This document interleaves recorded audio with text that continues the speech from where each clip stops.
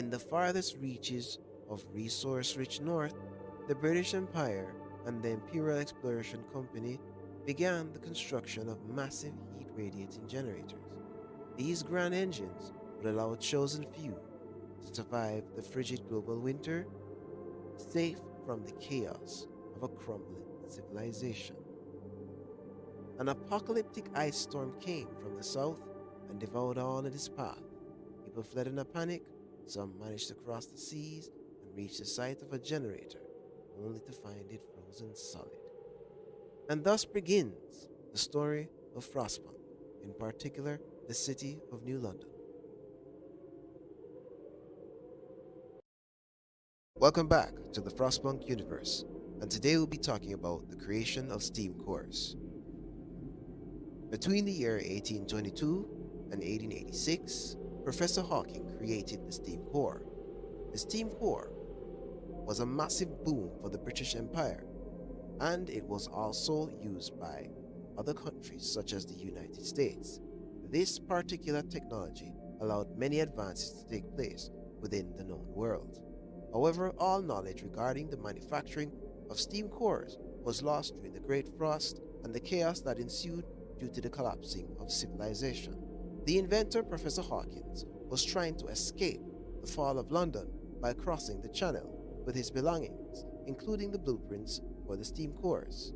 However, his ship or vehicle crashed, and he, along with the plans, was lost to time and the Frostland forever.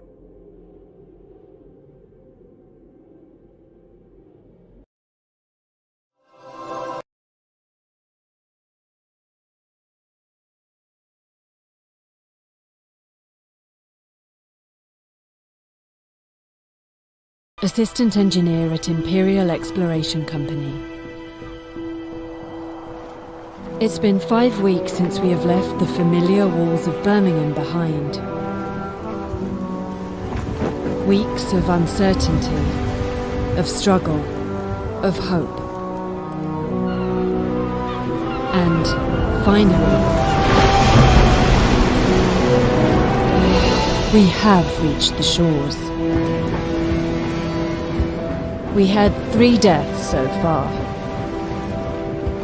Or small price for progress, as IEC called it.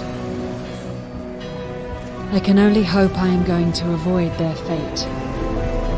They've claimed there was nothing to fear, that this whole journey of ours was just a precaution. But now, it feels like the weather is changing. And the winter seems inevitable. Welcome back to the Frostpunk Universe Explained. And today we'll be talking about Euphenie McLaughlin. A graduate from the illustrious University of Cambridge, was first seen in the recent release last autumn's cinematic trailer, aiming to prove her worth in a world dominated by men by joining the Imperial Exploration Company as an engineer. Effie is one of the many engineers who was deployed to Site 107 to work on one of the most important projects ever, the construction of a generator, one of 3 such sites intended to serve as an evacuation site for the citizens of Liverpool in the face of the coming global winter. This is the Frostpunk Universe Explained, and I'll see you in the next one. Welcome back to the Frostpunk Universe Explained. The Telegraph Station, or the Telegraph, is a very unique building that can be found around the generator sites.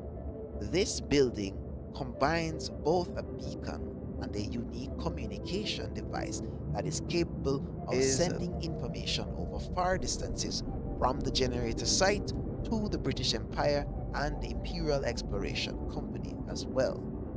This system was used to import resources like steam cores and engineers and other non-specialized workers to the site along with convicts via ships. This is the Frostpunk Universe Explained, and I'll see you in the next one. Ever wonder why?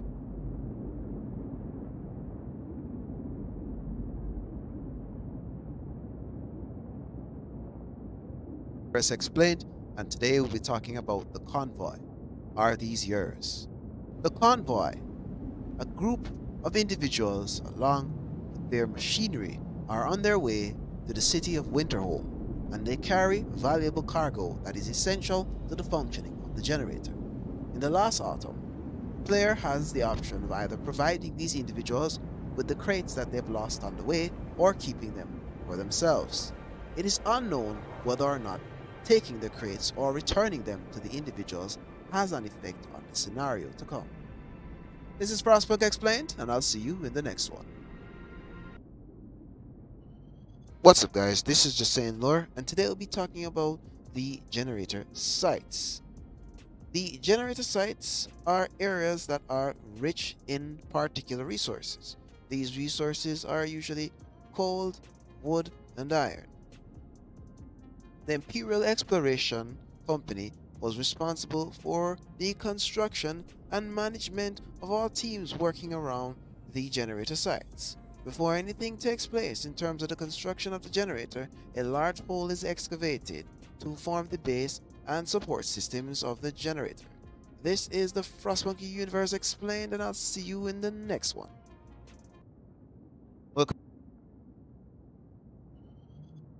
Welcome back to the Frostpunk Universe Explained, and today we'll be talking about the construction of the generator tower.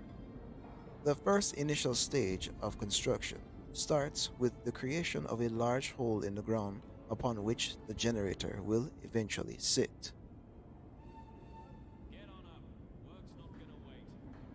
This is the Frostpunk Universe Explained, and I'll see you in the next one.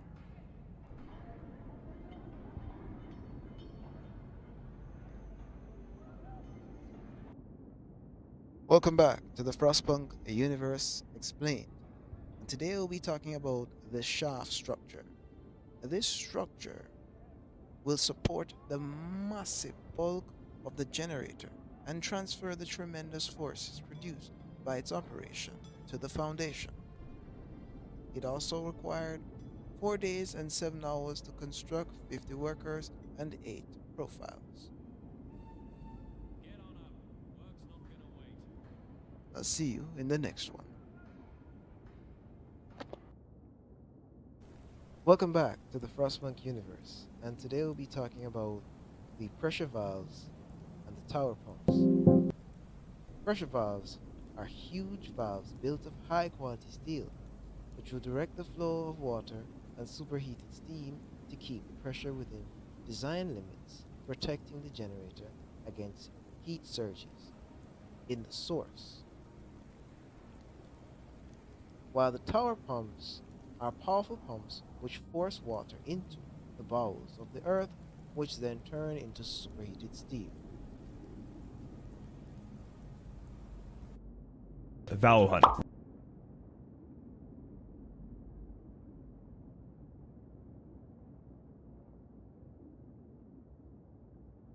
Was a device that was worn by the glowworm was a device that was worn by all individuals within the Frostland. This device acted as a light source, a heat source, and an emergency distress system. The device was also used to power prosthetics. In addition to that, the device had 2 variants that we know of, one that was worn on the chest and the other one that was worn on the back of scouts. We do not know, however, what the power source for this device is, but nonetheless, it was a very important device used by all individuals within the Frostland. Thank you for listening to Frostpunk Universe Explained, and I'll see you in the next one.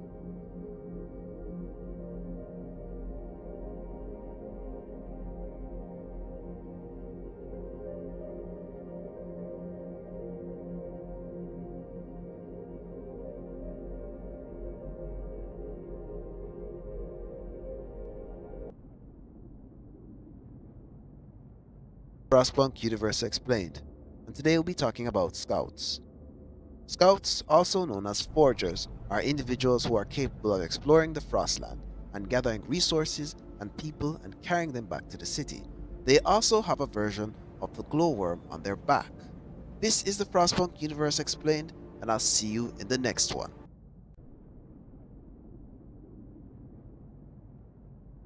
Winterhome was a settlement of survivors not unlike New London, which started out as one of Britain's long-term research outposts controlled by the military. It was also the headquarters of all research and scientific expeditions within the Frostland. By the fall of London, the settlement had become a small city. It was expected by most of the residents to be very advanced and thus capable of providing assistance to its new neighbor. Unfortunately, by the time New London scouts reached it, the city is a frozen ghost town with the generator damaged beyond repair. A dying man will reach New London and reveal Winterhome's grim fate. Winterhome had access to some advanced technologies and a lot of manpower and resources, which allowed them to construct an outpost, an observatory, as well as a steel bridge, automatons, and other scientific equipment that can be found within the Frostland.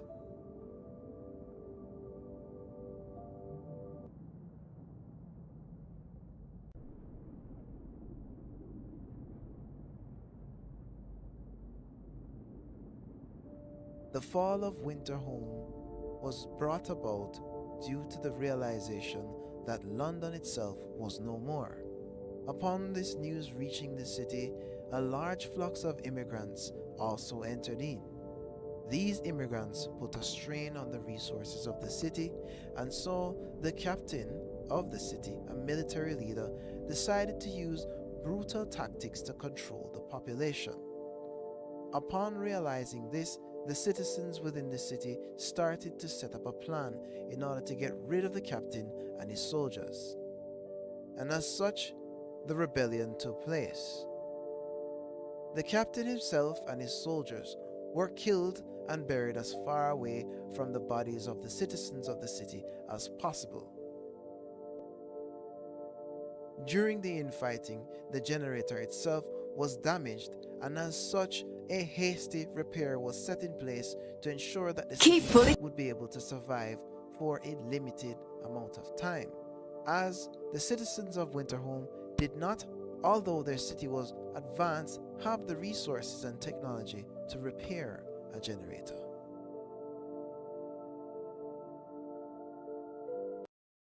Hey.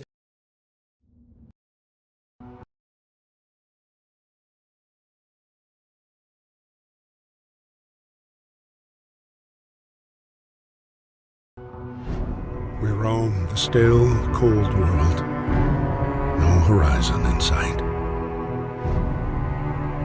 The rulers of old, stripped of pride and glory.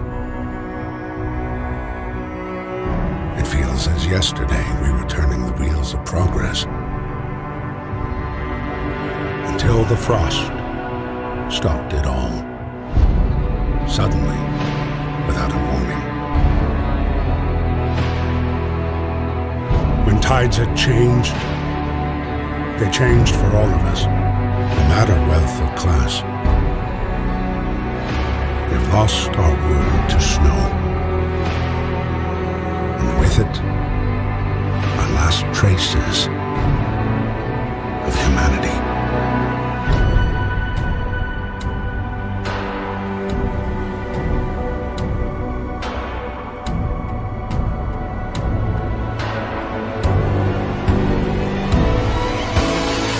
We bid farewell to plenty, and for those who remained came the time to adapt. We decided to leave our homes and head north. We roamed for weeks, maybe months, leaving behind all the things we once believed had made us. It was hope that pushed us forward. Slowly, step by step.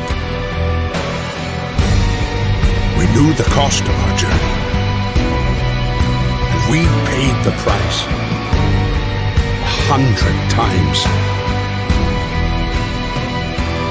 Finally, the time has come to build the last city on Earth. What's up, guys? This is Just Saying Lore, and welcome back to the Frostpunk universe.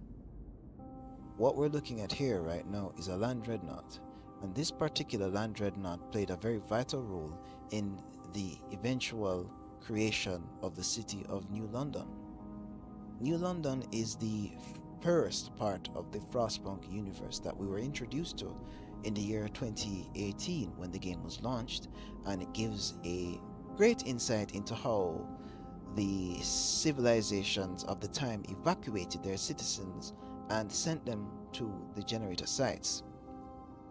Now, these generator sites were built in advance by engineers, and to an extent some of the resources were transported by land dreadnoughts themselves.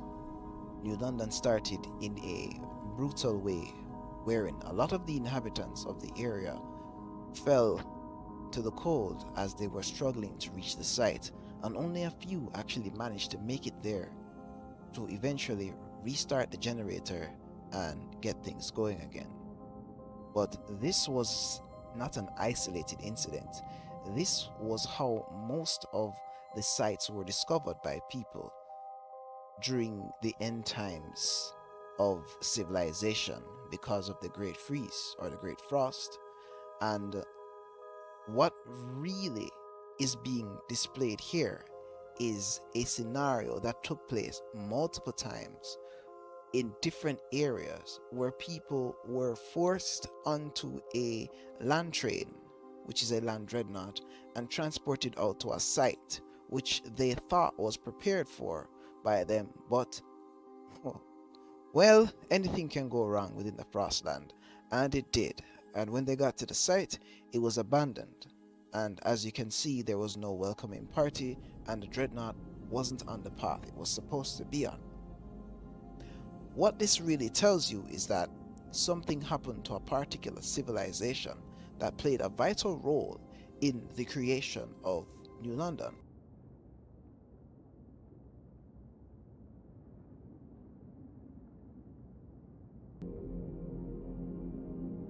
What's up, guys, this is Just Saying Lore, and welcome back to another Frostpunk video.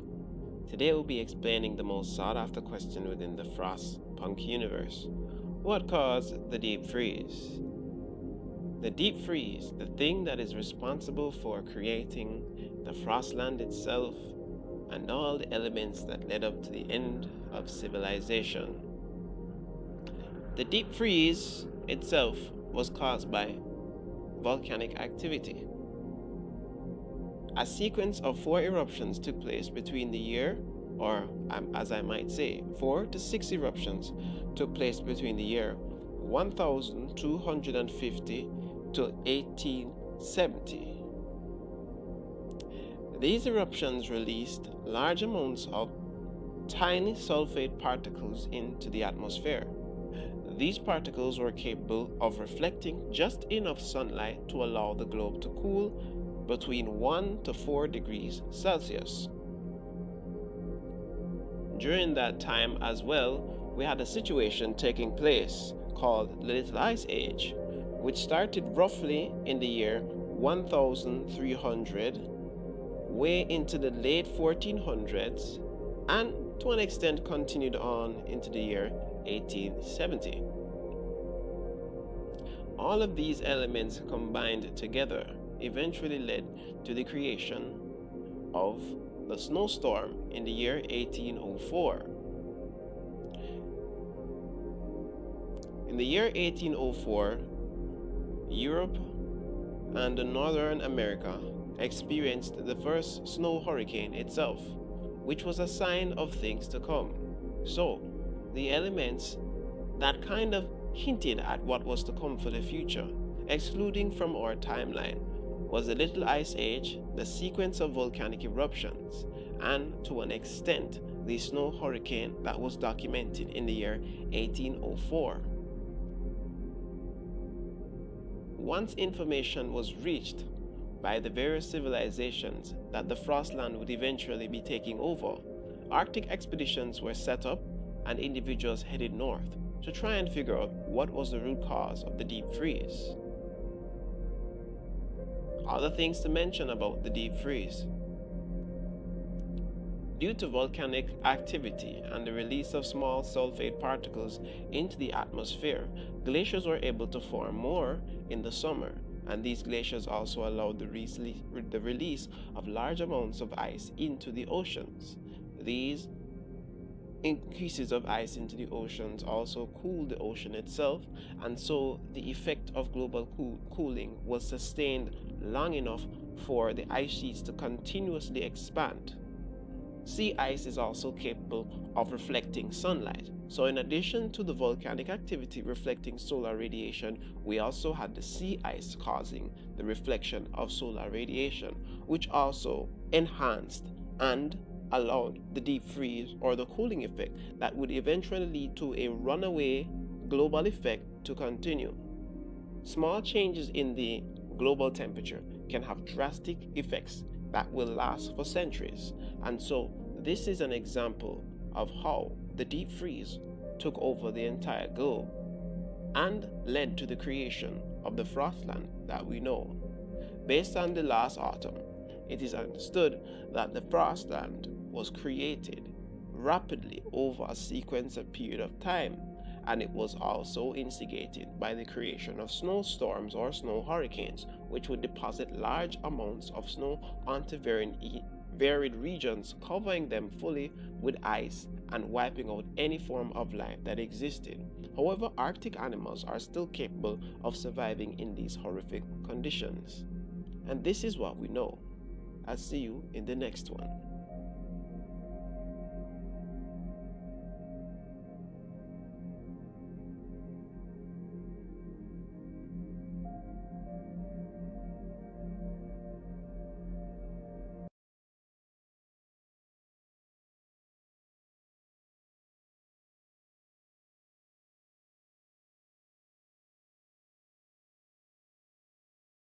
What's up guys, this is just saying lore, and today we'll be doing something a bit different. We'll be covering Frostpunk's entire timeline, history, and all the events that led up to the year 1886.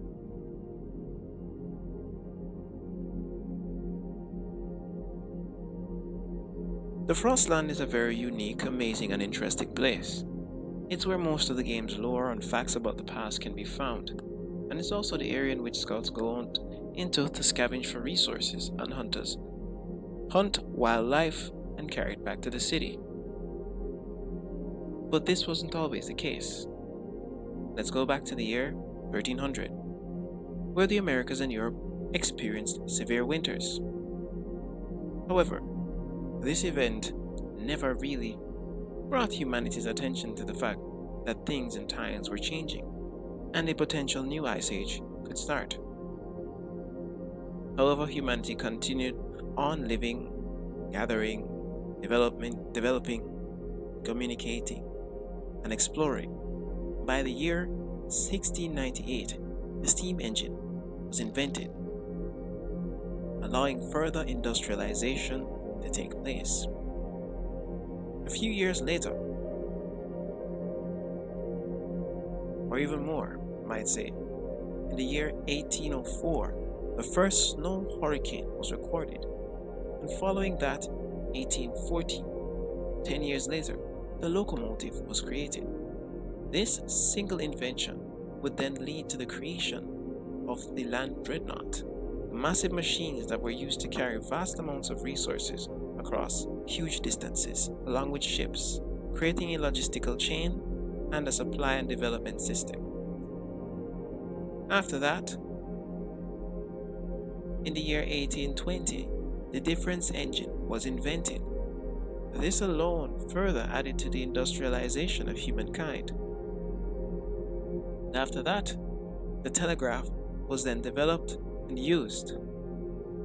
All of these inventions later combined together and allowed Etienne Lenoir in the year 1859 to create the internal combustion engine, also known as the steam core, and after this invention was a success and then captured by Tesla and used, electricity was then created. And by the year 1869, the radio and radio towers were created.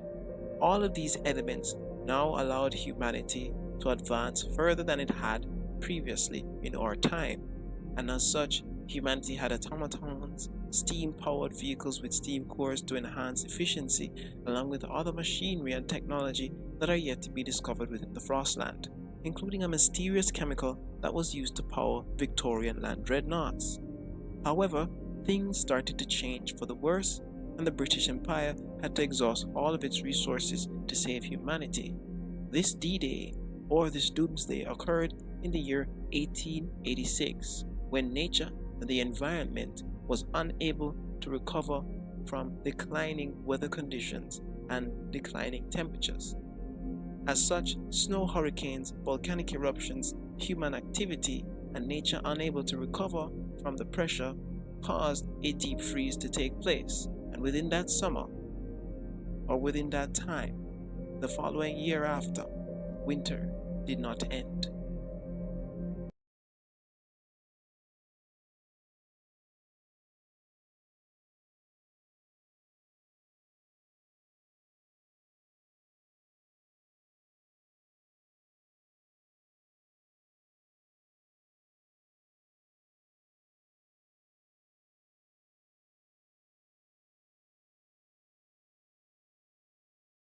Guys, this is just saying Lore, and welcome back to the Frostpunk Universe Explained.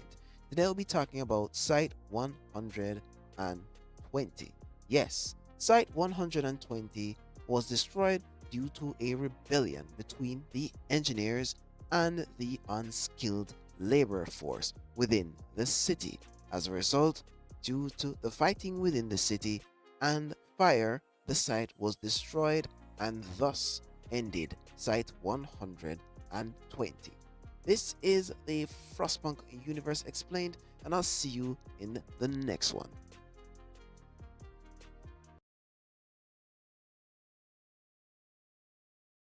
This is just saying Lore, and welcome back to another Frostpunk video.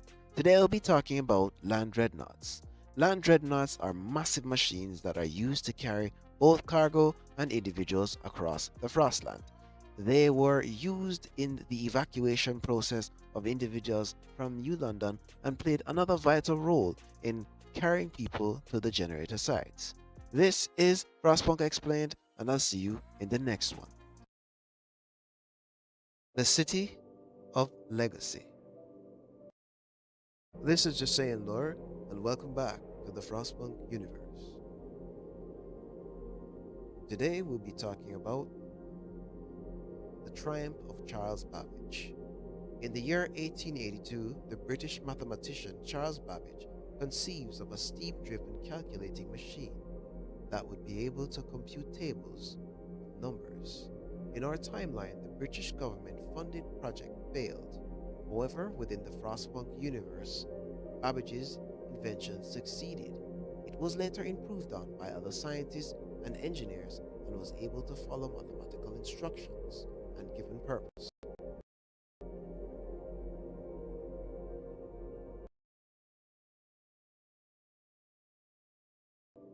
The City of Legacy, also known as the Legacy Ark, is a settlement founded by academics from Cambridge and Oxford, who were sent to preserve the last vestiges of plant life on Earth. While having the smallest population compared to New London and Sanctuary, the city is an industrial powerhouse, heavily industrialized and automated. Its mechanized army of towering automatons work day and night to keep the furnace of the city generator fed and the life support system of the seeding arcs going. Unlike the circular crater in New London, the City of Legacy is located in an eye-shaped crater with significantly more frozen trees, but no suitable place for an outpost depot.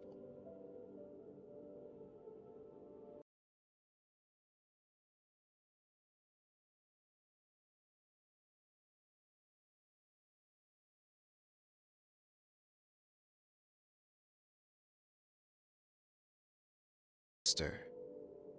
New Manchester is a settlement founded by refugees from Manchester.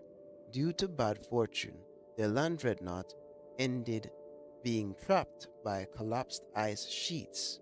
Forced to abandon their vehicle and most of their supplies, the Manchester survivors arrived at their generator site and found the city of New Manchester.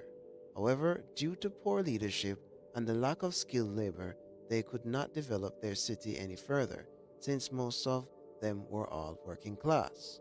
With resources running low and a devastating snowstorm slowly approaching, the leadership of New Manchester began to send scout teams out into the Frostland in search for help or any sites with the resources they needed. Many of these scout teams died. Only a sole survivor from one of these teams stumbled into the sheltered canyon where a small community of scientists and engineers had founded the City of Legacy. The rise and fall of Tesla City.